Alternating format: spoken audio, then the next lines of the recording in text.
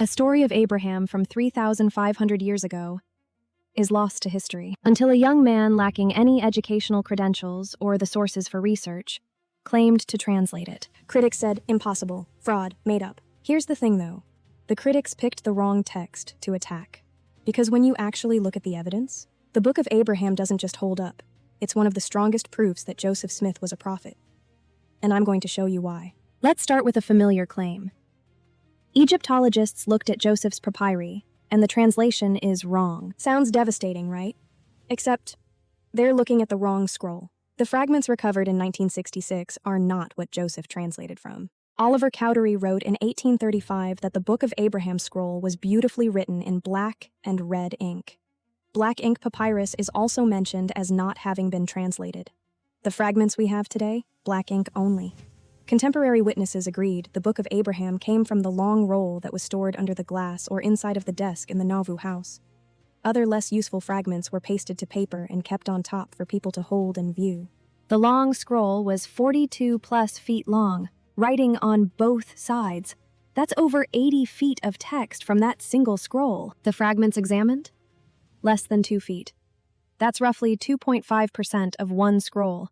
A statistical improbability. These are the same fragments still mounted on paper for viewing that were on top of the case, but the Book of Abraham was on the long scroll stored inside of the case. Joseph had 5 scrolls. We have a few small fragments of 2. The other 3 scrolls burnt in the Great Chicago Fire in 1871. All Egyptologists don't share a single verdict. Only 4 non-LDS Egyptologists have studied these fragments, and only one, who has a demonstrated animus against the church, did a full translation with a negative conlocution. But you can't examine what might be less than 1% of the total scrolls and call it a verdict. That's deceptive. So let's talk about what the text actually says. Let's see what Joseph Smith got right. Abraham chapter 1 opens with a scene that's not in the Bible. Abraham is about to be killed, laid on a sacrificial altar by an Egyptian priest for refusing to worship false gods. In 1835, critics had one response to this story. That never happened. Egyptians didn't do human sacrifice. This was laughable proof that Joseph Smith made it up. Not anymore. Let's look at it. Now this priest had offered upon this altar 3 virgins at one time.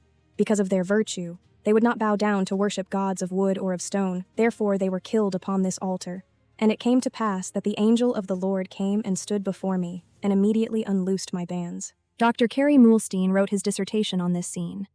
He and Dr. John Gee published a landmark 2011 paper, An Egyptian Context for the Sacrifice of Abraham. What did they find?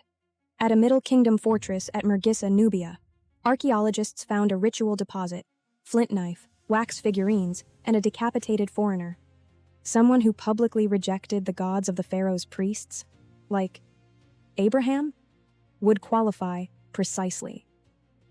Archaeology proves this story extremely plausible. But here's what really gets me. The story in Abraham 1, the sacrifice attempt, the angel, Abraham teaching astronomy in Egypt, that story is now corroborated by not 1, not 2, but 9 independent ancient sources, most of which Joseph Smith could not have accessed in 1835. Let's go through them. Source number 1, Book of Jubilees from the 2nd century BCE. Abraham refuses idols, is thrown in the fire, and is miraculously delivered. Source number 2, Josephus in the 1st century. Abraham escapes execution and teaches the Egyptians astronomy. Sources 3 and 4, Eupolemus and Artapanus. Both describe Abraham teaching astronomy or astrology to the priests and even Pharaoh himself. Sources 5, 6, and 7, the Apocalypse of Abraham, Testament of Abraham, and Genesis Rabbah, all confirm the near execution and divine deliverance. Source number 8, the Targums. And source number 9, the big one, the Leiden Papyrus. A lion couch scene with Abraham's name written directly underneath. An ancient Egyptian scribe, completely independent of Joseph Smith, connected Abraham's name to exactly the type of scene in Facsimile 1. When critics first attacked Facsimile 1, they had a list of objections. Let's go through a few. Objection number 1. That standing figure should have a jackal head. But witnesses confirmed the figure held a knife. A crescent knife consistent with authentic Egyptian ritual slaughter. Objection number 2. No other lion couch scene has a crocodile under the couch. Let's look at what makes it unique. The lion couch, passing through death. The pillars, gates of heaven, edge of sacred covenant space. The crocodile, chaos, destruction. Right beneath a man about to be killed. Every detail points to the story. Objection number 3. The legs on the altar figure are wrong. Actually, Joseph got this right. In Egyptian visual code, legs together equals a dead person. Legs apart equals a living person. Abraham's legs are apart.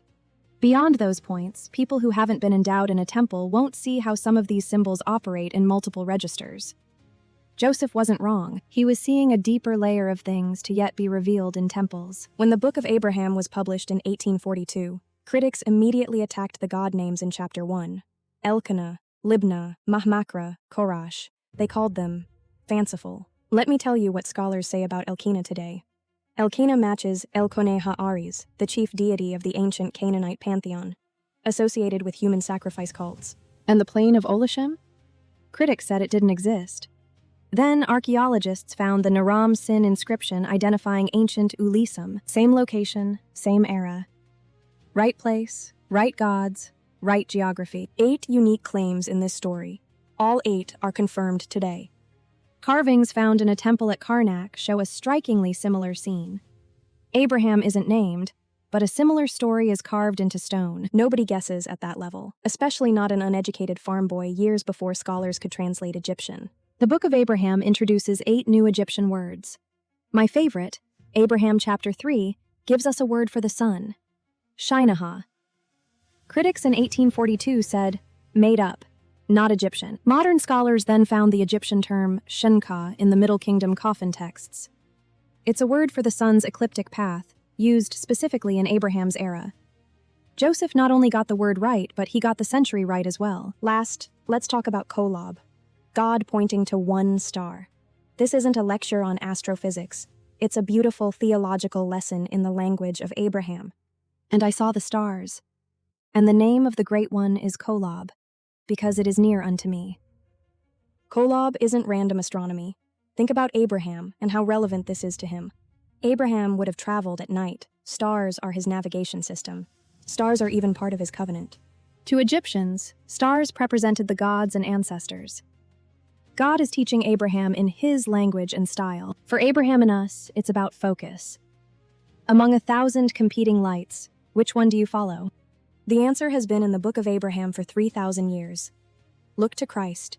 The bonus is extraordinary evidence surrounding this often ridiculed notion of Kolob, showing it's not just Joseph Smith's claim. 8 ancient sources Joseph couldn't have known about say the same thing. Abraham taught Egyptians astronomy. Guessing, or luck, will sometimes predict general things close enough, but specific things wrong. The Book of Abraham gets all the very specific things right. That pattern points in one direction. Joseph Smith was a prophet who, like Abraham, points us to Jesus Christ. The critics have it backwards. Do the research. The evidence is there, and it is remarkable. Joseph Smith was a prophet of God. The Book of Abraham leads us to Jesus Christ.